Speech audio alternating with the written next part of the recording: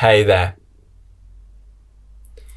You've probably heard astrologers and people with knowledge talking about the Great Conjunction that's going to be happening on the 21st of December. This is when the planet Saturn and the planet Jupiter are going to be so close in the sky that their light will shine as one. This is the most powerful of these conjunctions, and it's taking place in the sign of Aquarius. Astrologers are telling us that this is the beginning of the age of Aquarius, a time where human civilization is going to be transformed, it's going to be shook up, and it's going to be replaced with a new, more idealistic, thoughtful, awake, uncompromising way of being. It's said that during this time, we will find new ways of being that combine the old and the new. And this certainly does seem to reflect quite a lot that's going on in the world. We're most certainly going through a purification in our civilizations, and we are most certainly changing the way we look at things. In this video, I'd like to provide you with my own viewpoint on this great event and tell you how I feel you can fully embrace the Great Conjunction. You see, I'm not a trained astrologer, and I'm not able to advise from the point of view of the precise calculations on paper as to where things are and what their relationship is with other things and what the particular locations mean. But I have spent a lot of time watching and contemplating. And this is an area of the night sky I know very well.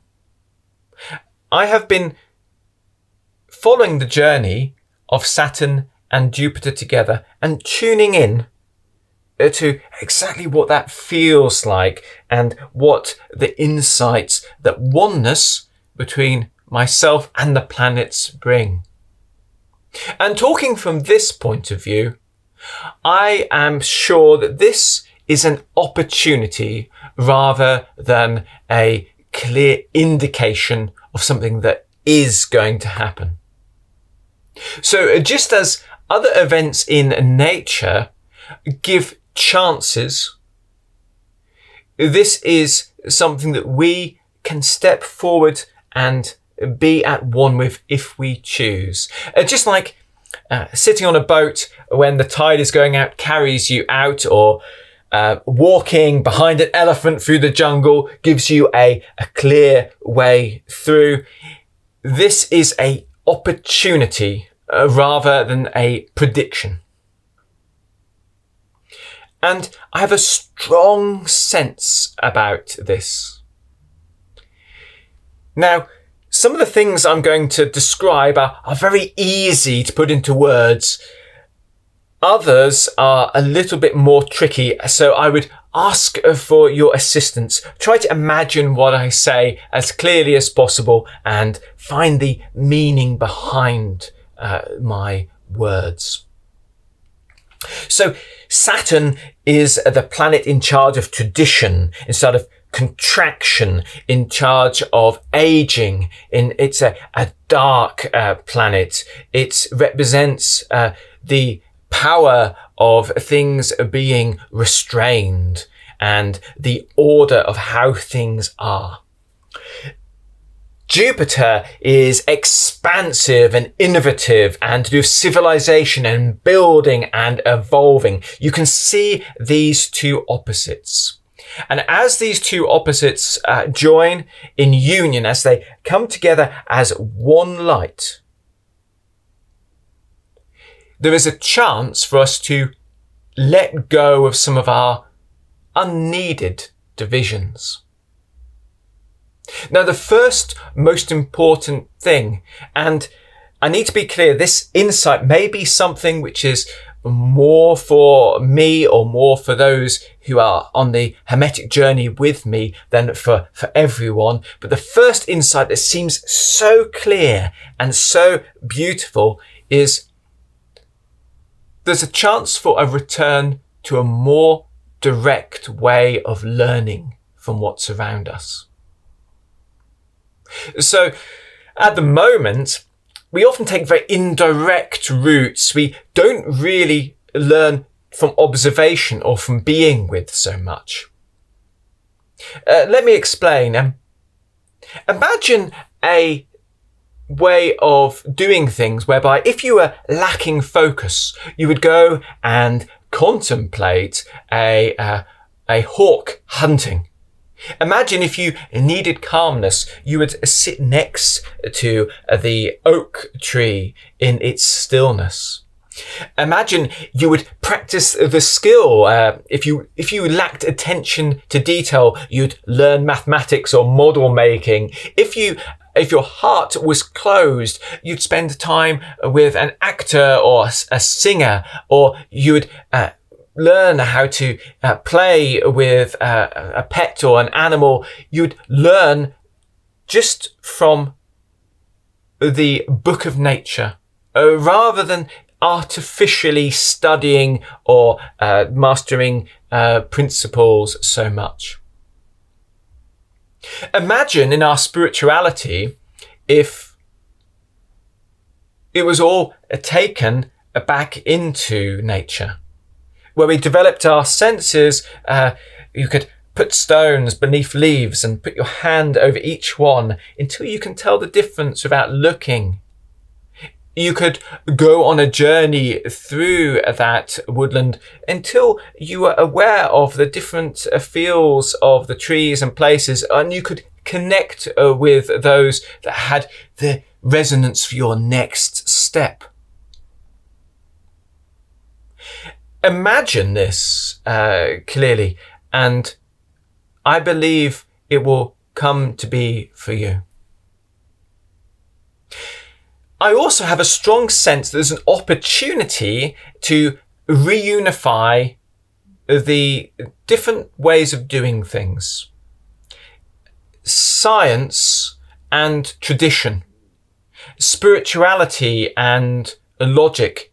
It's time for them to come back together, whereby we can use them as one. We can calculate and take information from that and use our intuition. We can put the spirituality and the emotion back into science, but we can take that wonderful wisdom and ability from science. Just think of the things that people can modernly do with technology. They can fix a heart that's not working. They can take the energy from the sun, just like a leaf from a tree photosynthesizes. We can use a solar panel to power our house. It's time to put things back together and let go of these divisions which aren't needed. A reoccurring theme in my contemplations are to do with things we do for joy and fun, and things we do which have purpose. And somehow these have become separated. Play and work are different concepts, and I think they're going to need to come together. And part of this coming together is bringing together the ideas of what's good. Things which are positive for you and the world at the same time are the things we're looking for. And this is the true joy. And work and play, you've probably noticed, become closer the more skillful and the more dedicated you are. The best business people don't need to be told to talk about their product. They're so excited they do. They're enjoying it. The most wonderful craftsmen don't need to be given work hours. They need to be told to rest because they're so inspired. we're not working in the way that's natural, which is to bring our heart into it. The mind and heart have got a chance to unify. If you look around, you'll see there's some interesting differences in how we view old and new. So for some things, we want new. We want the most up-to-date information on technological things or on scientific breakthroughs. We want to know the latest innovations. We want to know the latest research. There are other things where it's kind of, we want older, don't we? And while people are interested in science and medicine and evolution and biology and chemistry, they're looking for the latest and saying, no, that research isn't the newest. Those interested in traditions from ancient times, they're saying, no, the Egyptians had it before the yogis, or the yogis had it before the Greeks. They're looking for the oldest. What if focusing on what's true, what works, what's effective, what skillfully brings around the most positive and harmonious results, what if that's possible? Could it be that also in this time there's a chance for our consciousnesses to be unified, whereby we're able to know what to let go of and what to hold on to, a new way of doing things where we do use the previous information, but we also look to the future. Now, this is where it gets a little bit hard for me to explain. I feel there's a sense that we have a possibility for a new, more thoughtful, centered way of thinking in our day-to-day lives, where we are taking all things into account and where we're motivated by bringing harmonious, good outcomes. At the moment, we've got a bit confused.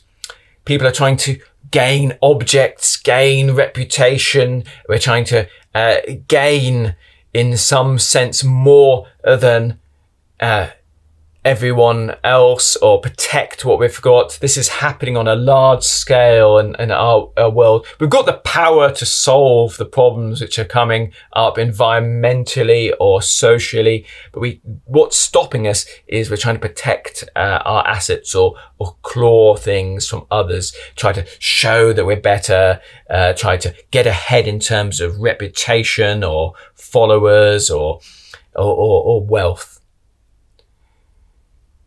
This illusion can be banished so that we can focus on real outcomes. And this is achievable if we can combine memory and dreaming, so that we remember everything that's gone before, but we do dare dream of a future based on that. So we're hopeful of the future, but realistic, and all things are one for us. So the solution isn't going to just be one thing.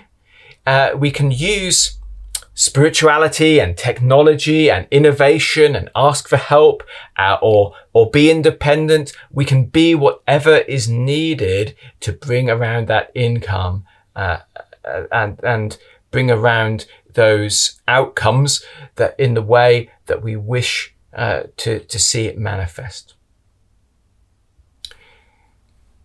Now, if you would like to take this opportunity, if you're connected with some of the things that I've said, then there is a way that you can do this. I'm going to put a link in the description box below to a technique called star bathing. This is a traditional Hermetic practice. On the 21st, you can sit. You don't need to be able to see the planets, but it would be ideal if you can, and you can tune in. And this way, you can start this process of direct learning I was talking about. You can learn from those planets as they join as one. My name's Martin Folks, and I hope that this video was of use to anyone who's wishing to work with the tide.